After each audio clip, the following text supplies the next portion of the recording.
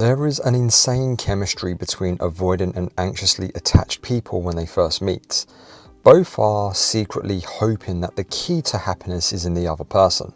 The avoidant is hoping they will finally be enough and won't be overwhelmed by the love and affection they receive. Deep down, they know their avoidance falls short of what long-term relationships need to be healthy. The anxious is hoping that they have finally found someone who can handle them and can match their energy, because deep down they know they are too much sometimes. The intensity they bring to the table, whilst great in the beginning, is what ultimately torpedoes a relationship. On some level or another, both sense in each other the trauma they wish they never had. It's that very trauma that creates the spark, the chemistry, or whatever else you want to call it, because it's familiar. And we understand what is familiar, even when it is toxic. In this video, I will briefly examine the 4 main attachment styles: secure, anxious, avoidant, and anxious avoidant. I will then tell you the story of Milon and Dan, a couple I once coached with extreme avoidance and extreme anxiousness. Till this day, I still haven't come across a couple with this level of extreme attachment when it comes to relationships. Stick around to find out how they went from the perfect couple, quote unquote, or so they thought, to triggering each other's attachment traumas so much they had to end the relationship. The crazy thing is, they were actually able to turn things around once they decided to unfuck themselves and get the help they needed. But before we get into that, my name is Nick, this is The Love Fix, and if you need more than this video can provide, there are links to my new book, Breaking Up With Your Breakup, a counterintuitive remedy for heartbreak, and my one-to-one coaching services in the description below. I will also leave a link to my Spotify podcast, and you can go and check me out there. Alright, let's get straight into it. Psychologist John Bowlby described attachment as lasting psychological connectedness between human beings. Bowlby was interested in the anxiety and distress people experience when their emotional bonds are disrupted. According to psychologist Mary Ainsworth, the quality of the bonding you experience as a child determines how well you relate to other people and respond to intimacy. If your primary caretaker made you feel safe as an infant, if they responded to your cries and understood your changing physical and emotional needs, you likely developed a successful, secure attachment. As an adult, this translates to being self-confident, trusting and hopeful, able to healthily manage conflict, respond to intimacy, and navigate the highs and lows of romantic relationships. If you experience confusing, frightening, or inconsistent emotional communication as a child though, if your caregiver was unable to comfort you or respond to your needs, you're likely to have experienced an insecure attachment.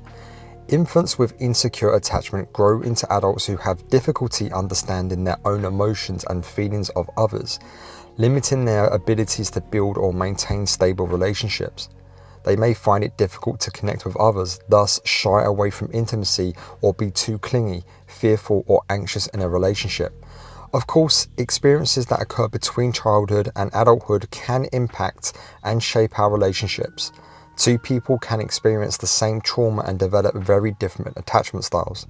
However, the infant brain is so influenced by the attachment bonds that understanding your attachment style can offer vital clues as to why you may have a relationship problem. Perhaps you are self-destructive. Maybe you make the same mistakes over and over again. Do you struggle to form and stay in a relationship at all? So with that said, let's get into the 4 main attachment styles real quick. Secure. That does what it says on the tin. The secure is typically a well-rounded individual holding boundaries while communicating clearly and able to be vulnerable and intimate in a healthy way. The avoidant. There are 2 types of avoidant: dismissive avoidant and anxious avoidant. The avoidant wants intimacy, but it scares the shit out of them. At one time in their life, their needs weren't met and they fear being hurt again. The anxious. There are 2 anxious types: preoccupied and ambivalent. Much like the avoidant, the anxious needs were not met. The anxious attachment has a counter strategy to the avoidant. They demand an unsustainable level of security. The second they feel unsafe or unwanted, they are triggered. It's like a bad day in Chernobyl. And lastly, the fearful avoidant. This is like a super hybrid of the avoidant and the anxious all in one. Avoidant plus anxious equals you won't know what fucking day it is when dating someone with a fearful avoidant attachment style.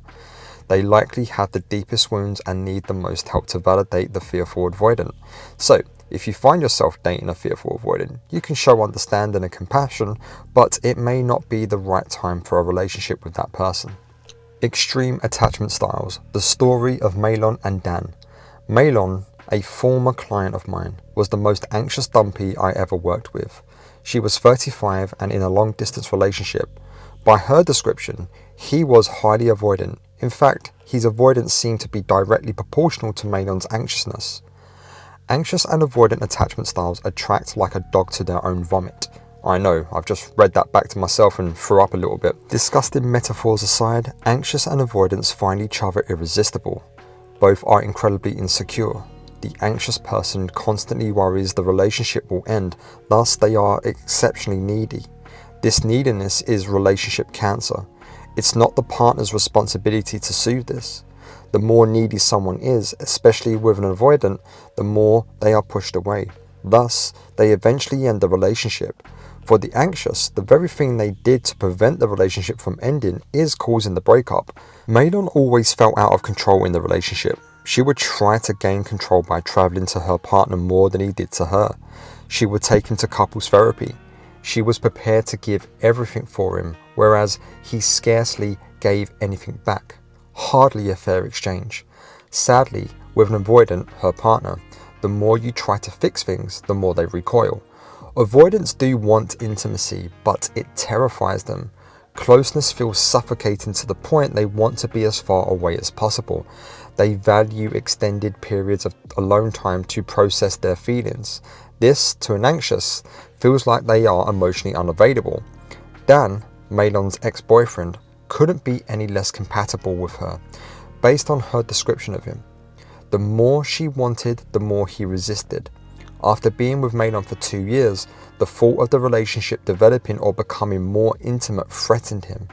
For him, a long-distance relationship was perfect. He had plenty of space to process his feelings. For Milon, she had to be closer or else she was anxious about losing him. Both attachment styles are as fucked up as each other, in their own unique way. Milon believes she is too much for her partners, therefore she seeks partners who will reinforce that belief. An avoidant is a perfect partner to confirm her confirmation bias. The more intense she was, the more avoidant Dan became. Dan believed he needed to be more for his partners in relationships. This is the narrative he has told himself. Therefore, he sought partners who reinforce this belief. An anxious is the perfect partner to confirm his confirmation bias. The toxic dynamic allows them to both to reinforce their unhealthy attachment styles. The anxious will continue to believe they are too much, and the avoidant will continue to believe they are not enough. This is why they attract each other so well. Both are looking to validate their self-doubts. Milon's attachment style perceived this threat to the relationship, so she turned everything up to 11 to salvage it. Ironically, her intense efforts and need to re-establish control expedited the breakup. The more control she tried to get, the less she had. Milon and Dan's relationship reinforced each other's core beliefs about themselves, and that is why it felt so fucking amazing in the beginning. They were mistaking their highs for happiness. They were mistaking anxiety for love. When the honeymoon period ended, what was left? There was no foundation because their idea of love was built on their trauma. Their opposite attachment styles spoke very different languages. It was like a German trying to teach English to a Japanese person. In other words, neither of them had the slightest fucking clue what the other was saying. Despite all of this, Dan and Milon were able to reconcile. They'd done their therapy, they did the work on themselves, they unfucked themselves and they started afresh as if they were two new people who just met. And to the best of my knowledge, they are still together. And that, my friends, is a success story, despite how dark this video actually is when it comes to attachment styles. And that's all I've got for today. If you've enjoyed this video, hit like and subscribe, and it would really help the channel out. And tell me about your attachment styles. Do you think you're anxious, avoidant, a combination of two, or are you secure? And if you need more help than this video can provide, you can book a one-to-one coaching session with me. The links are below in the description. Also, the links to my book, Breaking Up With Your Breakup, a counterintuitive remedy for heartbreak, and my Spotify podcast where I get deep into these subjects. And in fact, the latest episode is about attachment styles and trauma, and it's on Spotify now. Go and check it out. Go to Spotify and type in the Love Fix Breakup Recovery. Actually, I think it's Breakup Recovery with the Love Fix, and you'll find it. Okay, my friends, thank you so much for listening. It's been a pleasure. As always, you are enough. You will be okay, I promise you. As long as you do the work on yourself and you do this for you, you're going to be fine. I'll see you on the other side.